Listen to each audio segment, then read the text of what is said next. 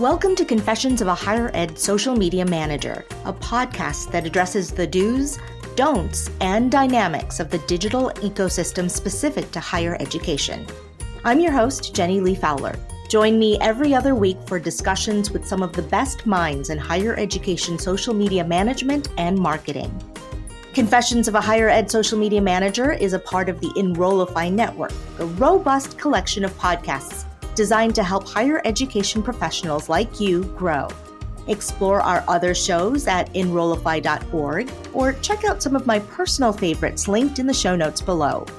Enrollify is made possible by Element 451, the leading AI-powered all-in-one student engagement platform helping institutions create meaningful, personalized, and engaging interactions with students.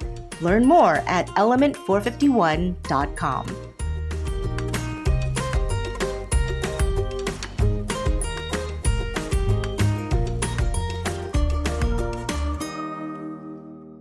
Hello, friends. Joining me today is Jon-Stephen Stansel, freelance social media strategist, speaker, and consultant, and a well-known voice across the social media marketing space. JS, thank you so much for agreeing to be on the podcast today. Thank you so much for having me. I'm excited to be here. Can you tell us a little bit about yourself and your social media journey? Yeah, so my name's Jon-Stephen Stansel. I am a social media strategist and consultant, as you so eloquently put it. I've been doing it for over 10 years now, mostly in higher ed and government for the early stages of my career, working at Texas State University, the University of Central Arkansas, the Texas Department of Transportation. After that, there's really nothing you can say to me that will hurt my feelings on social media. And during COVID, I left higher ed to pursue a career in the entertainment industry. So I've been, for the past 3 years now, I've been working on entertainment properties like Invincible for Amazon Prime Video. I worked on the Avatar franchise with the release of The Way of Water, and other things like I worked on the Amazon Lord of the Rings series as well, alongside some partners at Chaotic Good Studio. So it's been an amazing journey, and I'm glad to. I almost have to pinch myself every day that I get to do this for a living. Yeah, some awesome brands. I'm sure it's very, very exciting work. So you often include in your social media bios I'll quote, "I say things louder for people in the back." Can you tell us why that is so important for you? Yeah, I started including it in my bio just because I would get that reply anytime I would put some sort of hot take about our career in the industry, about being a social media manager. And it occurred to me that I very much am in a position of privilege, and not just because I'm just straight cisgender white dude, but because I'm at a point in my career where if you don't agree with my takes or what I have to say about social media, I'm still going to have a job. There's still plenty of people that want to work with me. And if you don't agree with Absolutely. me, we're probably not going to work well together anyway. So I'm in a fortunate position where I can speak the truth about being a social media manager. For a lot of social media managers who are just starting out or in positions where they can't really talk about it, a lot of us as social media managers are isolated. We're teams of one. So we Mm. wonder if like some of the difficulties that we're having are just us. So I would, it occurred to me, I probably can use this privilege that I have to say some of the things that aren't being said without fearing repercussions too badly. Like I do tamper it Yeah. down. There are certain things that I won't do, but I can I can talk a little bit more openly about the struggles of social media managers, and Yeah. I try to do that for those who need to hear it, and there are plenty of them. Yes, it is very well received and has resonated, with wide audiences, I would say, and it is appreciated.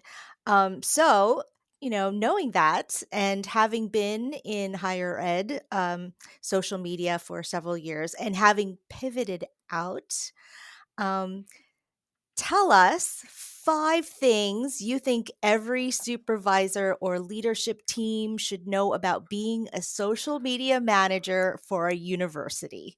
Just Spill the tea, 5. There's JS. so many. Yeah, let me drop some stuff, 'cause Yeah. now that I'm not in higher ed, I can kind of take an outsider's look at higher ed, and I think there's a lot of important things that need to be said. mostly, I would say number one, the thing that a higher ed marketing, director or VP, somebody who's overseeing a social media manager needs to know that higher ed is one of the most difficult industries to run social for and one of the lowest paid. Mm-hmm. Running social for a university, there's really nothing else to compare it to. It's like maybe like running social for an entire city.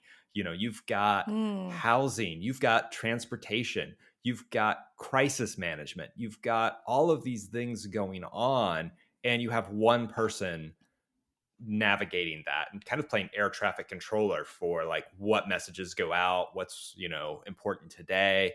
um so it's a really different industry, and you can't really put a dollar value on it. You can't quantify Mm. it. You can't say we got this many students because of our efforts on Instagram. No one decides to go to a university based on a tweet, right? At least not anybody you want that come to your university, likely. um, or somebody doesn't make $100,000 donation because they saw a LinkedIn post. It Mm. is a huge effort, and that's not any one thing, so it's hard to kind of point to. It's the body of work. It's just not one singular post, but it's a very large body of work. Exactly, and it's a combination of other things too. Like, sure, maybe your social media manager can get somebody to sign up and come to a campus tour, but if the tour guide does a bad job, that's all for Mhm. naught. Mhm. And then the pay is just, compared to other industries, is incredibly low. And I think that's not something higher ed supervisors can always help with. A lot of times the salary is out of their hands. I know I've had bosses in higher ed who are like, I want to pay you more, I just cannot. Mhm. Like, you know, Well, maybe um, it's time, maybe it's time to really revisit those job descriptions and those job classifications and, rework them and have them start at a higher pay. So my guess is once you left higher ed, you gave yourself a raise. Is that what oh yeah. happened? I don't want to get too much into it, but like I basically tripled what I was making in the first year, Oh my and that's gosh. not doesn't mean Okay. I'm making just like running away like money bags. I just wasn't But making that's much at all, huge. Yeah, you that's know. huge. So, So and I think it's that's an the eye thing. opener. Higher ed supervisors need to understand is like, if your social media manager is getting burnt out, it Mhm. might not.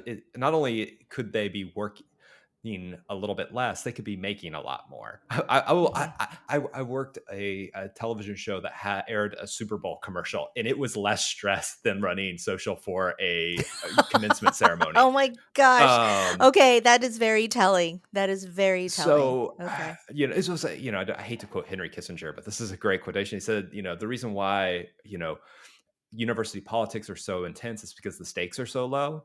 Like, you know, and Yes, yes. I think sometimes higher ed has a tendency to take itself a little too seriously, Mhm. which we should take ourselves seriously. It is a serious thing, but you know, it's not life or death a lot of times. Mhm. And I think we need to consider that when we're talking about pay. Like, we need to be paying our social media managers more, because So they're just it's gonna cost you more in the long run to train a new social media manager every 2 years. If you're hiring somebody s- fresh out of college, it's their so first job, you true. can pay them under 40 grand a year, but they're gonna move on quick. Mhm. Mhm. So And we they're need going to to take that talent with them once they and all leave. that knowledge. Like, how long Yeah. does it take? Like, your university social media manager So doesn't true. just know social media; they know the university like the back of their hand. And when you lose Mhm. one, it's hard to get that voice back. It's hard to get those connections back. Mhm. So I do think we need to fight for higher salaries for social media managers in higher ed, for sure. Okay, I love that. We are starting off hot. Okay, so Bringing it what in hot. is yes, yes. What is number 2? We're talking about money. Your social media Okay. manager doesn't only need a better salary, they need a budget. And this means time Mm. as well as money. They need budgets for the equipment that they need, which is fairly low. They need a good laptop, they need a good camera, they need, uh, maybe a microphone or two. But I think what a lot of universities neglect in their social media budgets is budgeting for professional development. Mm. Uh, Mhm. this is an ever-changing field, and your social media manager needs to work to stay current constantly. I don't think one conference a year is enough. And I know most people are lucky to get one conference a year. It's true. Uh, Hmm. yours and that shouldn't be dangled like a carrot over your, so that should be expected. You should be in your social media manager's office saying, what conferences do you want to go to this year? You're going to at least one. Like, it should be Hmm. mandatory rather than like Hmm. a reward for, good work, or you get one every other year. And conferences aren't the only way to go. Like, there are, you can do virtual conferences, which are a lot more cost effective now. Hmm. There are courses that you can get. There are wonderful books on organic social media out Oh, there. yes. One of Thank whom written you. by the host of the show, that I would say Oh, your social media manager shouldn't have to pay for themselves. You should probably yeah, buy them a copy of that book. I Like, agree. I they shouldn't, agree. because the salaries are so low, they probably shouldn't pay out of pocket for those things. It also includes platforms to help social media managers do their job, listening and monitoring tools. I think because those are not cheap, but helpful to the entire university.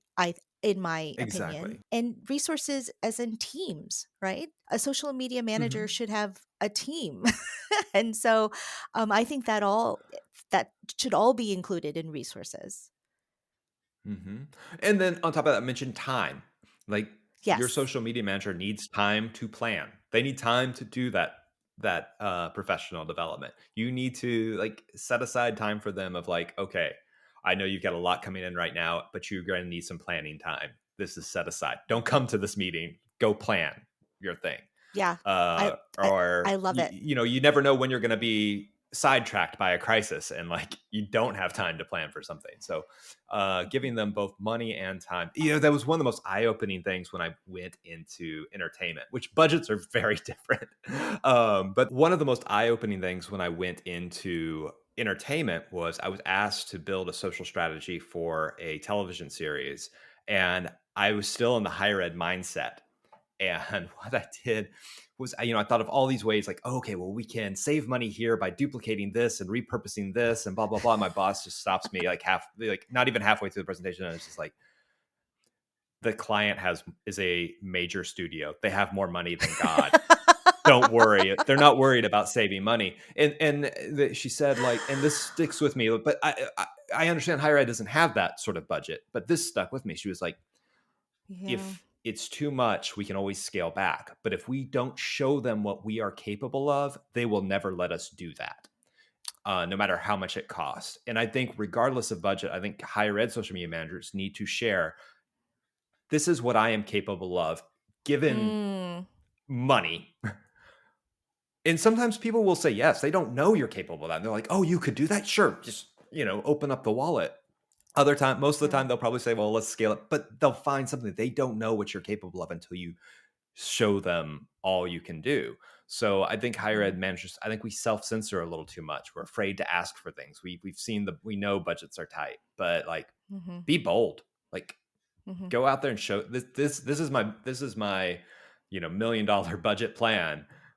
Here's my real, what can Yeah. we realistically do for it? You just never know what you're going to get. I I love it. I love it. That's such a great point. What's number 3? Your social media manager needs to know you have their back. And this one is so important Yes. because social media managers have one of the few jobs on campus, or anywhere for that matter, where everyone from the intern in the mailroom to the president and board of trustees see their work and have a opinion on if it's good or Mm. bad, and they will let you Mhm. know.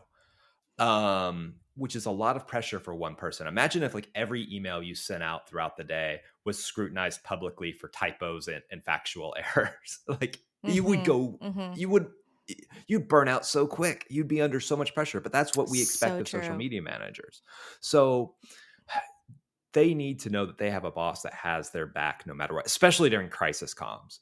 Mhm. That if they post something and some professor gets it in their head that they don't like this and they want to go, I love faculty, but sometimes they can be divas. And You just know think? that, Yeah. yeah, the social media has their back. Give us an example, please. Like, what does that look Yeah. like when Well, yeah. one time.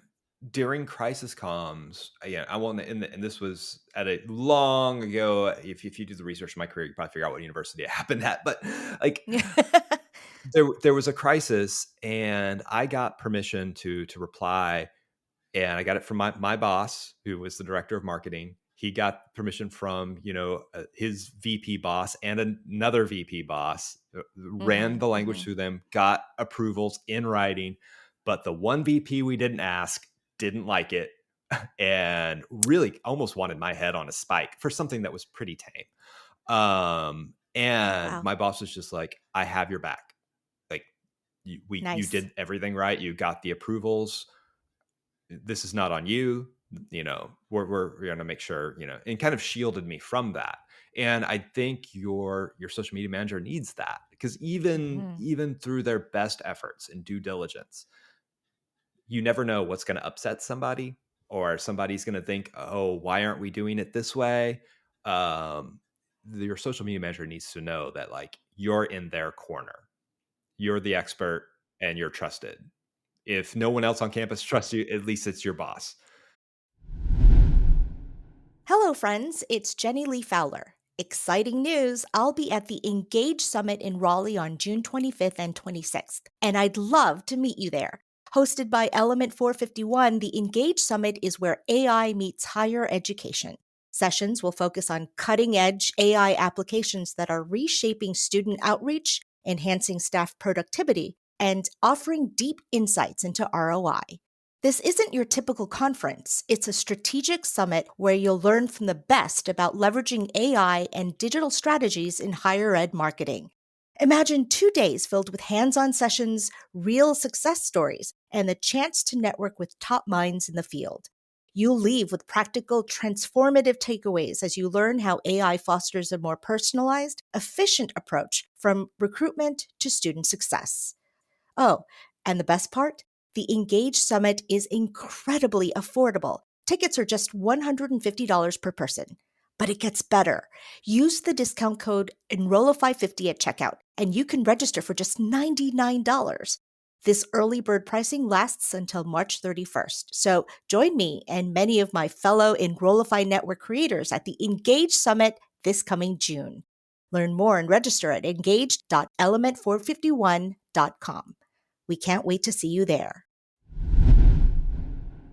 Yeah, it's so true. And it's so important because if you think about it, especially on campuses, social media managers are often entry level positions. They're not senior level positions.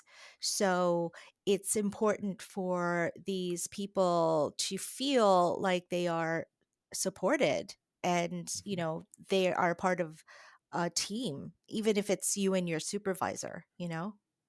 Exactly, exactly. And like you said, there's so much pressure that the job has. Like, you can get in trouble for something you don't post. Like, why Yeah. didn't we post about this? And it's like, Yeah. well, okay, I don't know everything. There's a lot going on. And I'm glad you mentioned, like, that they're entry level employees. Like, honestly, I don't think it should be an entry level position. Mhm, it mhm. it's too valuable. You're speaking on behalf of the university. You've got the keys to a very expensive car. Like, you and now that is not to say there isn't room for entry level employees in social media management. I think there should be, like, social media assistants that work Mhm, under, that gives those entry level employees, like, mhm. that time to learn to work alongside a social media manager and work their way up and get their feet wet.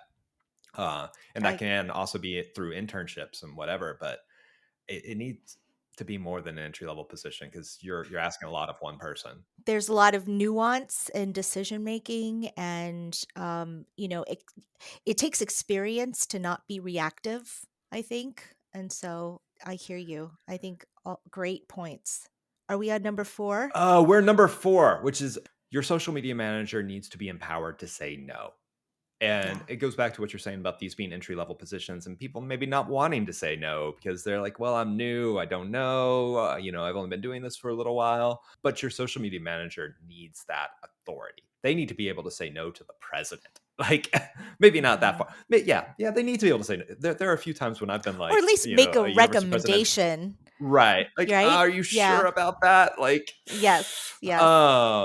without that reaper feeling like they're going to be retaliated against. Mhm. You should always be able to offer, like, with no, there should be like, no, and here's why, or no, and but here we can do this instead. But your social media manager needs to be able to say, like, no, this piece of content is not right for our audience. Or go into a dean's office and say, hey, look, your department doesn't need a TikTok account. Like, Mhm. you can't have that. um, and Yeah. so many of us don't have that authority because they're going to do it anyway. I'm a big believer of centralized social media for campuses. Like, every account needs to go through an approval process before it's created. Mm. It's just everyone has the potential to be a liability. We get so many that just are not necessary or could be more effective to, like, combine. And your social media manager needs to be the person to be able to go, hey, you don't need that. Let's not. And that's hard to do. That's hard to do, especially if you're an entry level employee. If it's your first couple of years on Mhm. campus, there's a hierarchy. Like, and we use the title social media manager a lot. I don't think I've ever had the title social media manager. I think I was like a digital media specialist. I was A a coordinator. coordinator. Yeah. And then, like, straight to, like, director when I left Mhm. social media. I left higher ed. I got a director title. It kind of, maybe it comes back to, like, rethinking the job description, and it's like, maybe this Mhm. isn't a coordinator or specialist level position. This is something Mhm. higher that we need to pay more for and move up the org chart. It made me think of when you were saying this shouldn't be an entry level position. I think that, things like saying no and these judgment calls, they do come with more experience and years. So I think this all kind of ties in together and affirms again that this it takes experience to do social media and to be a social media manager. I think from 2016 on, higher ed for me was nothing but crisis comms. It was just Mhm. back to back crisis after crisis, from, you know, protest on campus to floods and tornadoes, creepy clowns. If you remember that happening, there were like Creepy people dressing. Yeah, clowns. were like around 2016. People were dressing up like creepy clowns and standing outside schools and stuff like that. We had Oh. one of those going on, Oh. and like, and but and then COVID. Yeah, So yeah, do you really want an entry level employee? No, yeah. no offense to those out there that are doing a great job, but like, running those crisis comms with that, level, you need somebody with a little bit more experience who's, you know, done it. I agree wholeheartedly. I've started to say, unprecedented is the norm, and I hate it. But but I think that it is the new norm. I don't, I've been waiting to go back to normal, but I don't even know what normal is anymore. I think it, what we're experiencing is the new normal, you know. Exactly. Um, so last but not least, number 5. What is number 5 on your list? Posting does not equal productivity. Do not judge a social media manager by the amount of content that they are putting out. Don't ever go into your social media manager's office and go, why haven't we posted today? Just because your social media manager isn't like shipping content every hour doesn't mean they aren't doing their job and that they aren't incredibly skilled and being very productive at it. They need time to plan. Sometimes the best thing you can say on social media is nothing. um, I also think an important thing to remember is, like, sometimes the most important call a social media manager can make is saying, "Hey, let's not post that." So true. They have their finger on the pulse. They know what the conversation. They're constantly reading the room. So sometimes, and sometimes there's just not news to post. You don't want to alienate your audience by constantly throwing stuff out at them when you're just putting filler content to meet some imaginary quota because your boss thinks you need to post 6 times a day. And I think that happens too. I think a lot of people who don't understand social media and who work in higher ed, who are in higher positions, look Mhm. at that social account and they're like, well, there aren't any posts today. Why are we paying this person 40 grand a year, which is nothing, to not Right. post? Well, Yeah. okay, there's a lot that goes on that you're not seeing. There's a lot of Mhm. research, there's preparation. Even, when somebody comes up to you and says, hey, can you make this post really real quick? That's 30 minutes minimum. Yeah. Like even if you give me all of the assets and copy, I'm going to need approvals. I need to, run quality control checks. I need to make sure those images are the right size. I need to make sure we have alt text for accessibility. So even the simplest, easiest ask of a social media manager is 30 minutes of their time. Yeah. I'm like, I always tell people, like, there's nothing quick about social media, not when you want to do it well, right? Hmm. When you say real quick, I mean, like, there's no real quick. No, And I really love that point. Sometimes the most important decisions we make in a day is not what makes the feed, but what doesn't make the feed. exactly. And So, then when we talk about speed, it doesn't matter. Speed does not matter. mm, I've worked in like high pressure, things that, okay, this needs to go out. And like, you know what? Nobody's going to remember if this went out at 12:01 or 12:02, but they will remember if it went out with a typo and we had to take it down. So I'd rather take that extra minute and proofread things rather than ship out a poor product. absolutely. I think it should be done well over Mhm. being done fast. Do you feel like we hit all of the most important things? Is I there think something you'd so. like to add? I think Okay. that covers it. I mean, I could go on all day. Yeah. I think maybe like just sitting down candidly with your social media manager and being like, "Hey, what do I need to know?" And I It's a mentioned great professional idea. development for social media managers. If you oversee one, go to a social media conference. Mm, Go to High Ed Web and go to sit in some social media sessions and hear what social medias have to say. I always worry when I go speak at conferences, I feel like I'm preaching to the choir. It's just a lot of nodding heads of social media mm, managers going, yep, mhm. yep. It's like, I want to talk to your boss. I want your Yeah. boss to hear what I'm saying. Go to those conferences too. I think it's important. Don't go and just don't go to just like, I love Case, but like don't go to like Case and just hear VPs talking about what because they're not the ones running it, Right. right? Such a good Oh, point. the VP of advancement talking about how we raised $1 million through social. Well, your VP of advancement probably owes a lot to their social media manager and will probably tell Mhm. you a different story. So get it from them, right? Yeah. No offense to the That's VPs, but nope. Such a great point. Such a great point. Um, okay. So since you are on Confessions of a Higher Ed Social Media Manager, JS, what is your confession? this is a tough question because I'm pretty much an open book. If you follow me on Twitter or LinkedIn, like I don't really Fair. hold back and I will say what I'm thinking. But man, what I'm thinking about lately, I will confess, and I'll probably make some folks angry, especially some social media managers. I'm kind of changing my tune and feeling about memes right now. I think they're getting a little overdone if for at all industries. I love a good meme. I've made a lot of them. I still do a lot on like some of the accounts I work on, but I feel like we are starting to do it for fear of missing out rather than at actually being effective. We're recording this a few days after Taylor Swift announced that she's got a new album out, and so many brands like rushed to like Photoshop their product or their mascot into that. And if you did, great, maybe it worked for you, but I feel like so many, and I would have been all over that like 5 or 6 years ago.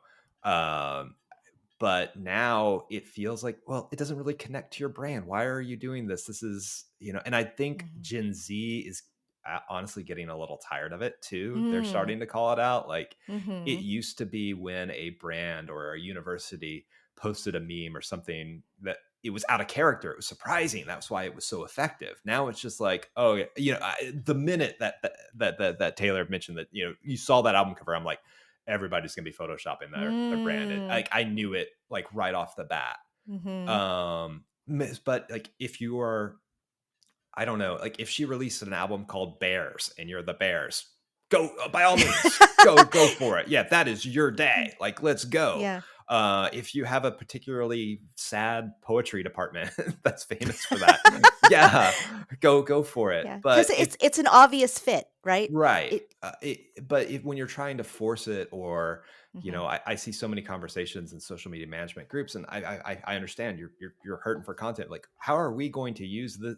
How is everybody using this meme? Like, maybe we don't. Maybe we try something else. Mm. So I'm starting to kind of feel like, okay, it's time for us to think of new ways to be engaging and be different. So I know this is probably going to upset a lot of folks, but No, that is a spicy take. No, I love it. I love it. And I my feeling on memes is like it has to be so good you cannot not post it. Like it has to just work. So I'm still for them, but like I think we need to be a little bit more, discerning about which ones we use rather than try and jump on all of them. I agree with you. I think it needs to be a natural fit instead of having to force it. But that is a spicy take, and thank you so much for sharing it on my podcast. I love it. JS, I always learn from you. Thank you so much. Thank you so much for having me. Confessions of a Higher Ed Social Media Manager is part of the Enrollify podcast network. If you like this podcast, chances are you'll like other Enrollify shows too. Our podcast network is growing by the month, and we've got a plethora of marketing, enrollment, and higher ed technology shows that are jam-packed with stories, ideas, and frameworks, all designed to empower you to be a better higher ed professional. Our shows help higher ed marketers and admissions professionals find their next big idea and feature a selection of the industry's best as your hosts. Learn from Jamie Hunt, Allison Tercio, Mallory Wilsey, and so many others of your favorite leaders in higher ed. Enrollify is made possible by Element 451, the leading AI-powered all-in-one student engagement platform, helping institutions create meaningful, personalized, and engaging interactions with students. Learn more at element451.com.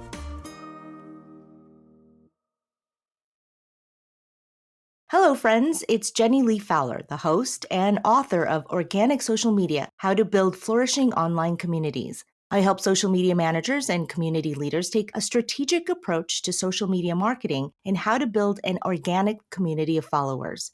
As an Enrollify listener, you get 25% off on a print or electronic version of Organic Social Media by using the exclusive promo code Enrollify25.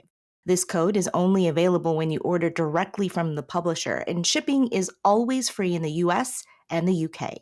So to order your copy of Organic Social Media, head on over to the publisher's website, the wonderful folks at koganpage.com. That's Kogan, Kogan, page, Page, one word, .com, and use discount code Enrollify25. Thank you so much for your support, and thanks for listening.